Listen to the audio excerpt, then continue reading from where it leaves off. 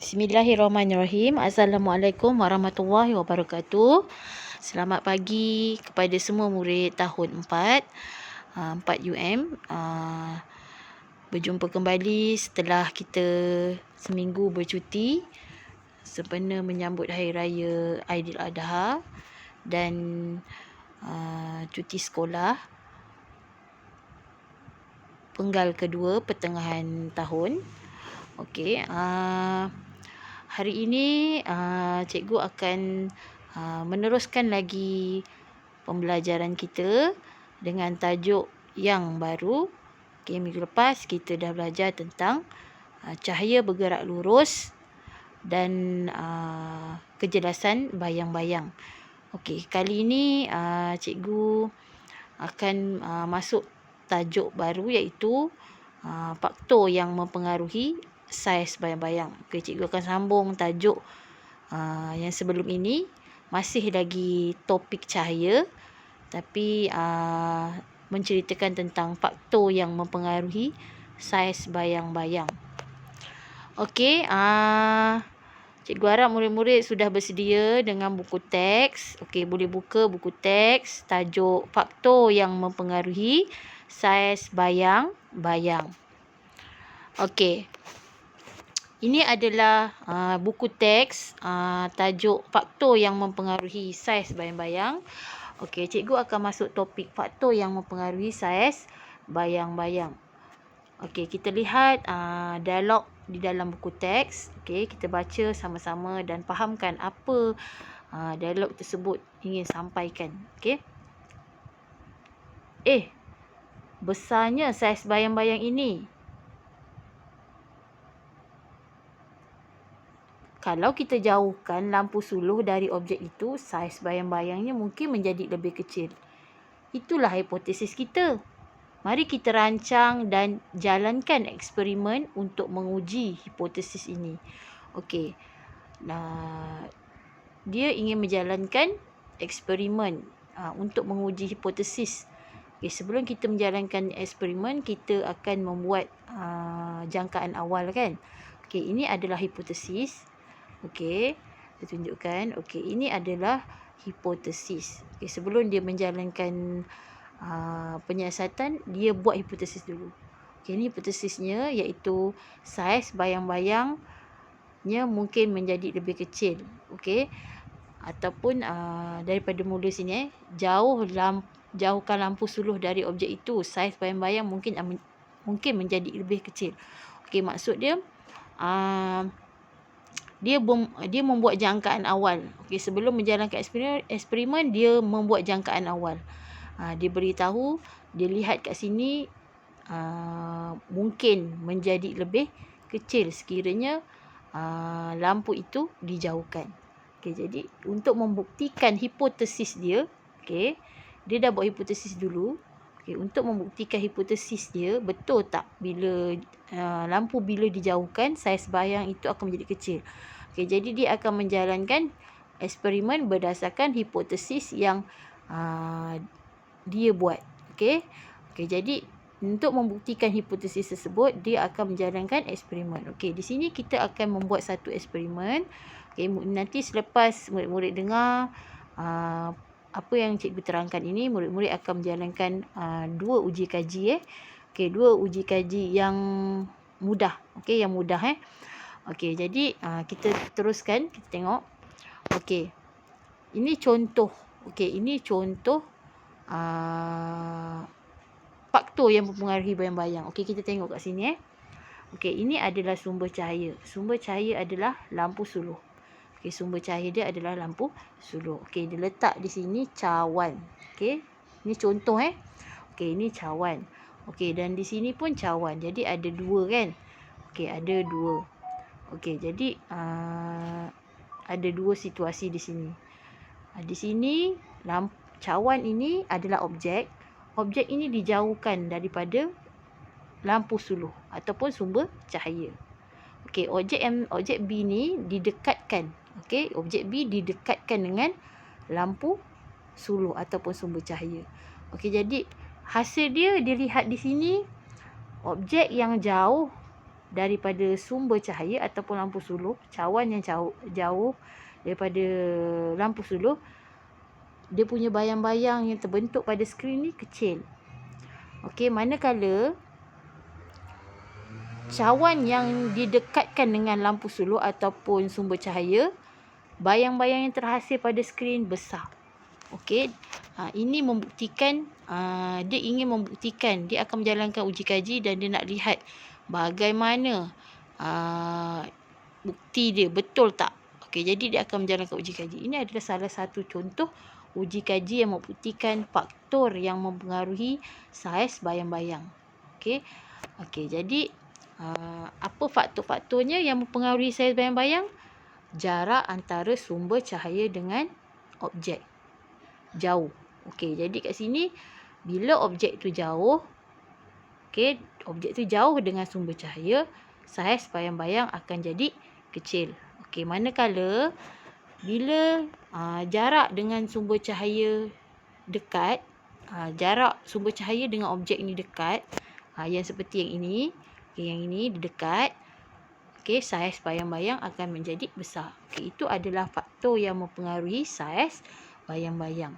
Okey, untuk membuktikan faktor yang mempengaruhi saiz bayang-bayang ini, murid-murid akan menjalankan uji kaji. Okey, nanti murid-murid akan jalankan uji kaji dan betul tak apa yang saya terangkan ini, apa faktor-faktor yang mempengaruhi saiz bayang-bayang ini betul ataupun tak yang saya terangkan. Okay, jadi murid akan buat sendiri uji kaji 1 dan uji kaji 2. Okey. Sebelum murid-murid buat, saya akan terangkan dulu bagaimana untuk menjalankan uji kaji 1 dan 2. Okey, ini adalah uji kaji 1. Okey, uji kaji 1. Ini yang ada di dalam buku teks. Okey, nanti saya akan beri salinan dan murid-murid boleh print ataupun salin. Okey. Tak payah tengok yang ini, cikgu akan beri yang lain. Okey, jadi ini adalah uji kaji yang murid-murid akan jalankan. Okey. Eksperimennya saiz bayang-bayang. Okey, tujuan dia menentukan faktor yang mempengaruhi saiz bayang-bayang. Okey, tujuan.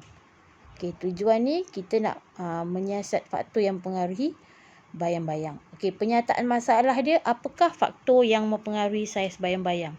Okey, jadi masalah yang kita nak kaji sekarang ni, apa yang mempengaruhi saiz bayang-bayang tu kecil dan besar. Okey, jadi hipotesis yang tadi kita tengok, kita buat hipotesis dulu. Okey, kita jangka, kita daripada mengikut pengalaman kita, bila atau pengalaman ataupun pengetahuan murid-murid, kita dah dapat tahu bila kita dekatkan jarak objek dengan sumber cahaya,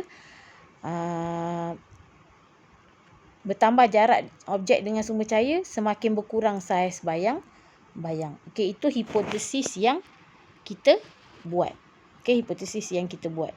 Okey, jadi kita nak membuktikan hipotesis ini, betul tak? Semakin bertambah jarak objek dengan sumber cahaya, semakin berkurang saiz bayang-bayang. Maknanya semakin bertambah ni semakin jauh lah. Kalau jauh jarak objek dengan sumber cahaya, semakin berkurang saiz bayang-bayang. Okey, jadi di sini dimanipulasikan adalah jarak sumber cahaya dari objek. Okey, seperti ini. Okey, kita tengok sini. Okey, dimanipulasikan. Pemboleh ubah dimanipulasikan, murid-murid kena cari. Okey, bergerak balas. Okey, bergerak balas adalah saiz bayang-bayang. Okey, ini adalah saiz bayang-bayang. Okey, ini saiz bayang-bayang ni adalah sama ada kecil ataupun besar adalah pemboleh ubah bergerak balas. Okey, jarak dimanipulasikan. Jarak ni apa yang diubah? Okey, maknanya di sini diubah adalah jarak 5 cm dan 10 cm. Okey, jarak lampu suluh dengan objek. Okey.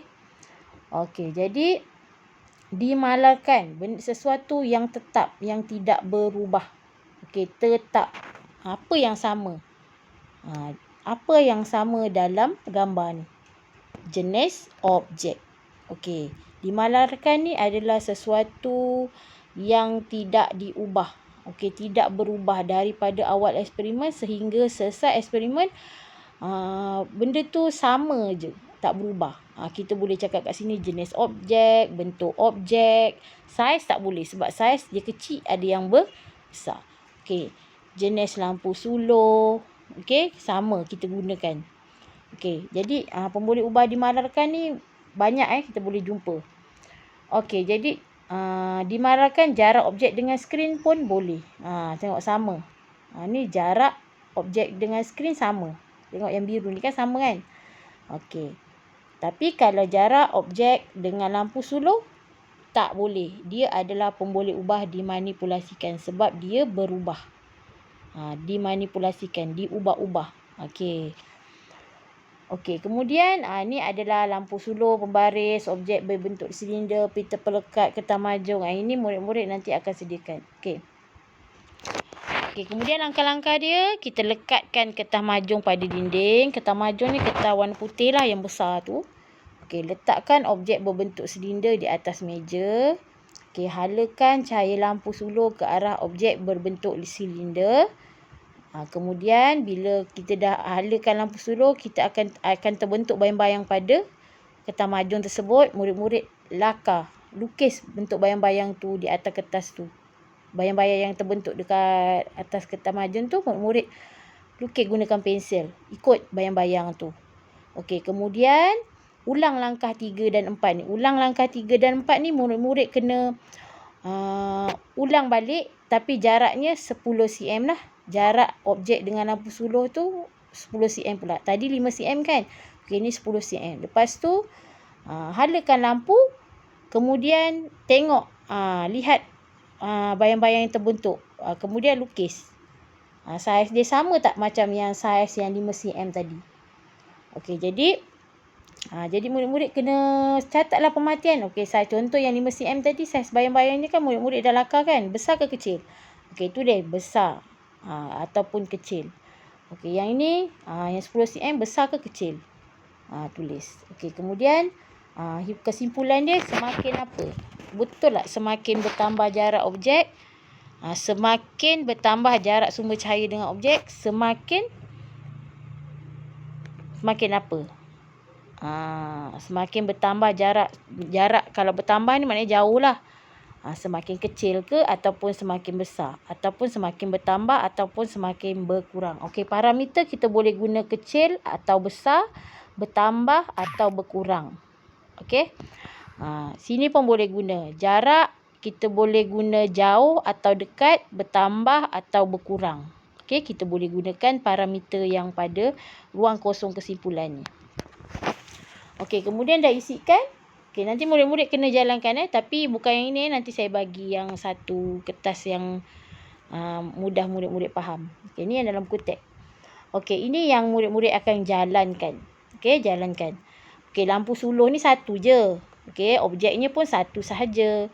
Tapi ulangi uji kaji tu dengan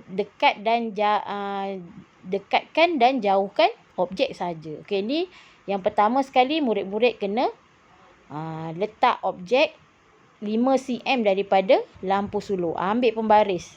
Okey, letak 5 cm daripada lampu suluh. Tapi yang ini, yang biru ni mesti sama. Contoh kalau murid-murid letak kat sini 10 cm, sini mesti 10. Dia sama. Yang ini jangan diubah. Okey, jarak objek dengan skrin jangan diubah. Okey, jangan diubah. Dia dimalarkan, ditetapkan. Okey, jadi murid-murid kena tetapkan. Contoh jarak objek dengan skrin ni murid-murid letak 10 cm. Okey, yang bawah ni yang bawah ni pun 10 cm. Jangan diubah. Okey, yang diubah hanyalah jarak lampu suluh dengan objek sahaja yang diubah. Okey, nanti murid buat kat rumah. Okey. Jadi mula-mula murid-murid buat yang 5 cm dulu. Okey, lepas tu suluh, lepas tu lakar. Okey, lakar dia punya bayang-bayang. Okey, kemudian buat pula, ulangi langkah yang 10 cm. Kemudian lakar dekat skrin. Kemudian lepas dah siap, murid-murid ambil gambar. Masa-masa murid-murid dapat hasil ni, murid-murid ambil gambar. Yang 10 cm pun ambil gambar. Kemudian saiz bayang-bayang ni kita lihat mana yang besar. Okey, maknanya murid terangkan, tulis dekat gambar tersebut saiz bayang-bayangnya lebih besar untuk yang 5 cm. Contoh 10 cm ni saiz bayang-bayangnya kecil. Okey, kemudian gambar ni lah yang murid-murid nanti akan print dan tampal dalam laporan murid-murid. Macam yang minggu lepas lah kita buat uji kaji kan. Tampal dalam murid-murid punya laporan eksperimen uji kaji 1. Okey, ni uji kaji 1. Okey, yang ini 5 cm, ni 10 cm. Ambil gambar, print dan kecilkan tampal dalam laporan. Okey, nanti saya beri laporannya. Okey, kemudian ini nanti murid akan buat. Okey, hasilnya di sini. Dan murid-murid akan lakar saiz bayang-bayang tersebut di atas kertas majung skrin tu lah. Okey, kemudian jauhkan jarak dia 10 cm. Yang ni 10 cm. Jauhkan. Ni 5 cm. Okey, ni 10 cm. Suluh. Okey, yang terbentuk, bayang-bayang yang terbentuk tu saiz dia kecil ataupun besar. Okey, kemudian ini adalah laporan yang nanti murid-murid akan buat. Okey, ini hasil dia kan. Okey, murid dapat hasil. Okey, ni nanti bila dapat hasil, murid-murid print lah gambar ni untuk lekatkan di dalam laporan awak. Okey, laporan awak punya uji kaji. Okey, ini tujuan dia. Tujuan dia, okey, penyataan masalah dia, hipotesis. Okey, pemboleh ubah dimanipulasi. Macam mana nak cari pemboleh ubah dimanipulasi? Okey, pemboleh ubah dimanipulasi. Cikgu dah pernah terangkan awal tahun masa mula-mula lagi belajar tentang kemahiran saintifik. Pemboleh ubah ada 3. Pemboleh ubah dimanipulasi, pemboleh ubah bergerak balas, pemboleh ubah dimalarkan. Okey, pemboleh ubah dimanipulasi cikgu gelarkan dia PM kan. Pemboleh ubah bergerak balas, PB. Pemboleh ubah dimalarkan, PMR. Okey, macam mana kita nak tahu pemboleh ubah manipulasi? Okey, pemboleh ubah manipulasi adalah pemboleh ubah yang diubah. Okey, yang diubah-ubah. Di sini apa benda yang kita ubah? Okey, murid-murid kena tengok apa benda yang kita ubah dalam gambar rajah ni, dalam eksperimen yang kita buat. Yang kita ubah adalah jarak sumber cahaya dengan objek. Okey, jadi jarak sumber cahaya dengan objek ini adalah pemboleh ubah dimanipulasi ataupun PM. Okey, kemudian pemboleh ubah bergerak balas adalah hasil. Hasil daripada uji kaji ni kita dapat apa? Bayang lah. Hasil dia adalah saiz bayang-bayang, sama ada saiz bayang-bayang itu besar ataupun kecil. Jadi pemboleh ubah bergerak balas adalah saiz bayang-bayang. Ingat, pemboleh ubah bergerak balas PB ni adalah hasil eksperimen ataupun hasil keputusan eksperimen. Okey, hasil dia di sini tepi sebelah sini. Okey, pemboleh ubah dimalarkan, benda yang tidak diubah ditetapkan. Okey, jarak. Kita nampak ke sini, jarak objek dengan skrin. Ni sama tepat. Tengok jarak dia sama je. Dia tak ubah. Jarak objek dengan skrin. Okey, ni kalau kita nak cari pemboleh ubah. Okey. Nanti murid kena cari pemboleh ubah. Saya sebab tu kena dengar video cikgu. Okey, ini adalah uji kaji kedua. Okey, uji kaji kedua ni dia tak ada dalam buku teks, tapi murid-murid kena buat. Cikgu akan beri laporannya. Okey, bagaimana pula jika jarak di antara objek dengan skrin diubah? Okey, tadi kita ubah dekat jarak objek dengan lampu suluh. Sekarang ni bagaimana kalau kita jalankan uji kaji? Bagaimana pula bayang-bayang terbentuk jika objek ini, jarak objek dengan skrin ni diubah? Maknanya pemboleh ubah dimanipulasi sini yang diubah adalah jarak di antara objek dengan skrin. Tadi jarak di antara objek dengan lampu suluh. Yang ni diubah pula jarak objek dengan skrin. Jarak objek dengan skrin. Yang ni dekat, yang ni jauh. Okey, jadi mempengaruhi tak saiz bayang-bayang dia? Okey, jadi murid-murid akan jalankan uji kaji tersebut. Sama je, cuma ubahkan jarak objek dengan skrin. Yang tadi ubahkan jarak objek dengan lampu suluh. Yang kali kedua uji kaji, ubahkan dia jarak objek dengan skrin ni sama ada dekat dan jauh. Yang dimalarkan di sini adalah jarak objek dengan lampu suluh pula.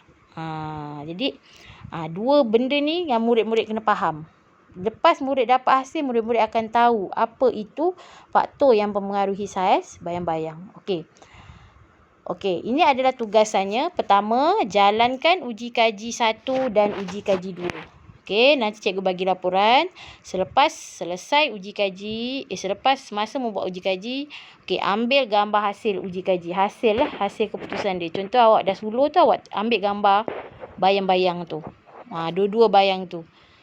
Sama, kita nak tengok bayang-bayang tu kecil ke besar. Kalau jarak tu dijauhkan dan didekatkan. Okey, lepas tu hantar dalam Telegram seperti biasa, tulis nama lah. Murid-murid boleh buat photogrid photogridkan awak punya hasil. Cantik-cantik. Okey, tulis nama. Okey, hasil uji kaji. Part tu yang pengaruhi bayang-bayang. Buat dah. Kali ni tak perlu buat ni lah, ikut tak perlu rakam lah video awak bercakap. Cuma saya nak tengok hasil uji kaji kamu. Okey. Kemudian nanti buat laporan, isi jawapan dalam laporan yang diberikan, tampal dalam buku tulis biru. Okey, print atau salin dibenarkan. Cikgu benarkan print ataupun salin. Saya benarkan. Kalau contoh tak boleh nak print, salin. Gambar yang awak ni awak lukis lah. Gambar yang hasil awak tu awak lukis. Okey, saya nak tunjukkan laporan dia. Okey, ni adalah laporan yang murid-murid akan buat. Okey, saya benarkan untuk print. Cikgu beri dua pilihan. Boleh print ataupun salin. Kalau nak print, awak kena cuma isi je lah kat ruang kosong ni. Tapi kalau untuk salin, awak kena salin, kena lukis. Ikut awak punya. Ada dua. Okey, ini uji kaji 1 dan ini uji kaji 2.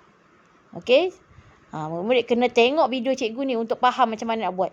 Okey, kemudian, okey, ini uji kaji 1, laporannya ni, ini laporannya. Okey, murid-murid kena buat. Pertama, sediakanlah benda ni macam tadi saya terangkan. Okey, ni langkah-langkah dia. Okey, ini hasil dia. Dah buat, dapat hasil kan? Okey, yang dalam kotak ni, ambil gambar yang hasil daripada awak buat tu, yang 5 cm. Print, tampal. Kalau contoh tak boleh nak print, lukis.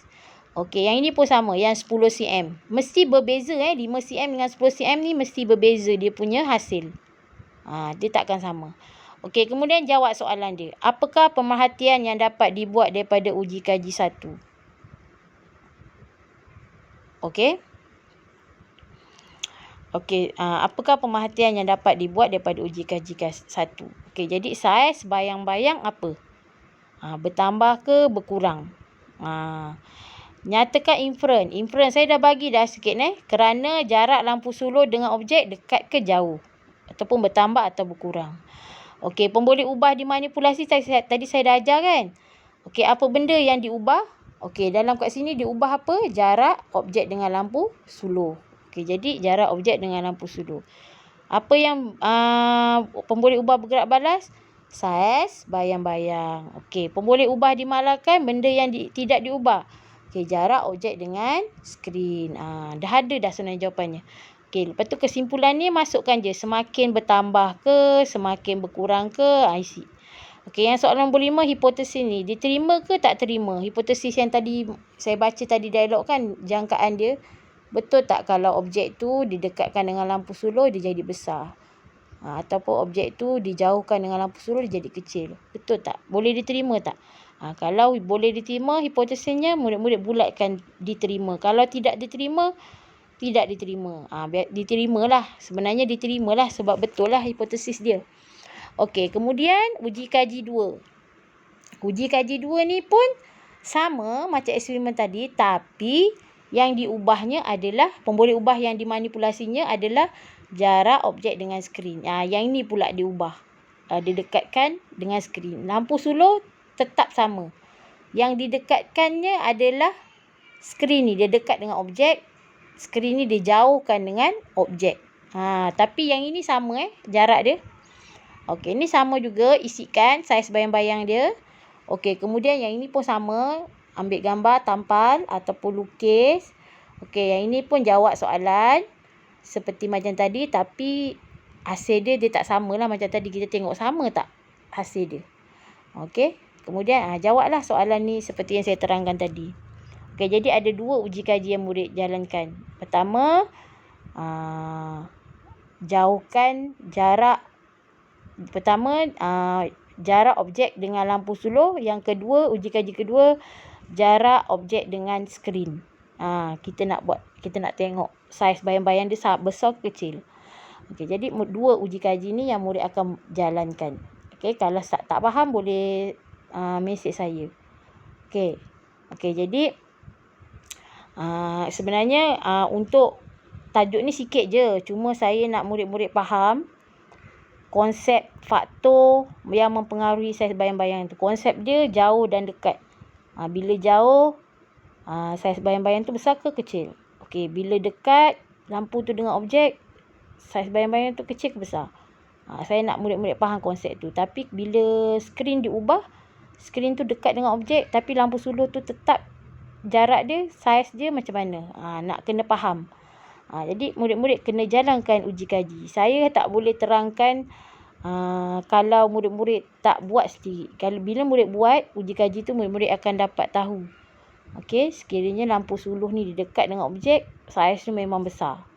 Jadi konsep saiz bayang-bayang dengan jarak lampu ataupun jarak sumber cahaya tu murid-murid kena faham. Okay, jadi dua uji kaji ni. Jadi senang je. Lepas ni lepas dengan video, murid-murid terus buat yang ini. Uji kaji 1 dan uji kaji 2. Okey. Itu sahaja untuk kali ni. Saya harap murid-murid jelas dengan apa yang saya terangkan dan murid-murid faham konsep faktor yang mempengaruhi saiz bayang-bayang. Okey, sekiranya ada masalah, murid-murid boleh PM cikgu ataupun WhatsApp cikgu secara peribadi. InsyaAllah saya akan cuba terangkan secara online lah, secara talian lah. Kalau tak faham, teruslah WhatsApp. Jadi saya akan cuba selesaikan apa yang murid tak faham. Okay, kalau dah dengar video ni, murid-murid boleh buat lah. Tengok sebenarnya saya dah terangkan dah ni. Okay, dah terangkan dah. Satu persatu saya terangkan. Ini yang nanti murid akan buat. Ini contoh contoh dia buat. Kita boleh gunakan apa-apa bahan yang berbentuk silinder. Okey. Okey ni. Okey, ni cikgu ada pembetulan sikit Okey, di sini cikgu ada pembetulan. Ni sebenarnya bukan tambah, ni berkurang. Okey ni ni salah ni. Nanti saya akan bagi yang sebenar lah. Ni saya berkurang Okey, ini untuk yang uji kaji 1. Untuk uji kaji 2, ni murid kena isikan sendirilah. Saya tak bagilah. Yang ini saya bagi. Okey, ini semakin bertambah jarak lampu suluh dengan objek, semakin berkurang berkurang. Bertambah ni untuk jarak jauh lah. Semakin jauh. Kalau bertambah ni jauh. Semakin jauh jarak lampu suluh dengan objek, semakin berkurang saiz bayang-bayang. Semakin berkurang lah. Bertambah ni sebenarnya jauh. Kalau berkurang tu dekat. Maknanya berkurang tu saiz jarak dia dengan lampu suluh tu kurang sikit kan. Jadi dia punya objek tu besar lah. Ini saya salah ni. Saya tersalah type. Okey. Jadi saya harap lepas ni murid-murid boleh buatlah. Simple dia sebenarnya. Murid-murid boleh gunakan kertas A4 pun boleh. Okey, kertas A4 tampal buat 2 kan. Tampal kalau tak ada kertas majung. Okey, silinder, bentuk silinder ni murid-murid boleh gunakan gelas. Gelas tak boleh, gelas jenis. Benda objek legap yang objek legap yang cair tak boleh tembus. Murid-murid boleh gunakan benda yang berbentuk silinder. Biasa jajan yang potato tu kan. Ataupun apa-apalah, kayu ke bentuk silinder ke kan. Yang berbentuk silinder lah. Jangan bentuk lain lah. Yang sebab kita punya eksperimen ni berbentuk silinder. Okay, saya nak murid-murid carilah berbentuk silinder, botol air yang legap kan. Jangan yang jernih. Sebab nanti bayang-bayangnya tak dapat dia menembusi kan, cahaya menembusi. Okey. Itu sahaja untuk hari ini. Cikgu harap murid-murid dapat jalankan tugasan yang cikgu berikan. Murid-murid yang tak siap tugasan saya yang sebelum-sebelum ini, minta siapkan dan hantar dalam Telegram, masukkan nama sebab saya tak nak bertangguh kerja nanti murid-murid yang susah naik sekolah kerja tak siap kan. Jadi siapkanlah sikit-sikit. Cikgu tak paksa. Sekiranya cikgu faham masalah dan situasi murid-murid, cikgu tak paksa hantar hari ni buat hari ni hantar hari ni. Okey, sebab kita menjalankan uji kaji kan. Cikgu beri masa. Okey, uji kaji tu perlukan bahan-bahan kan. Jadi cikgu tak paksa siap awal. Kalau dah siap awal tu tahniah lah. Yang ada masalah cikgu boleh terimalah. Okey, yang penting siaplah kerja saya. Okey, sebab kita tak nak bertanggung, nanti yang ruginya murid lah. Sebab ilmu tu saya tak akan ulang dah. Saya akan terus ke tajuk lain. Kita banyak lagi tajuk di hadapan, cikgu tak akan ulang lagi. Jadi tugasan yang saya beri tu buatlah. Kalau buat mungkin faham lah. Kalau tak buat tak akan faham lah. Okey, itu saja. Sekian. Terima kasih. Assalamualaikum warahmatullahi wabarakatuh.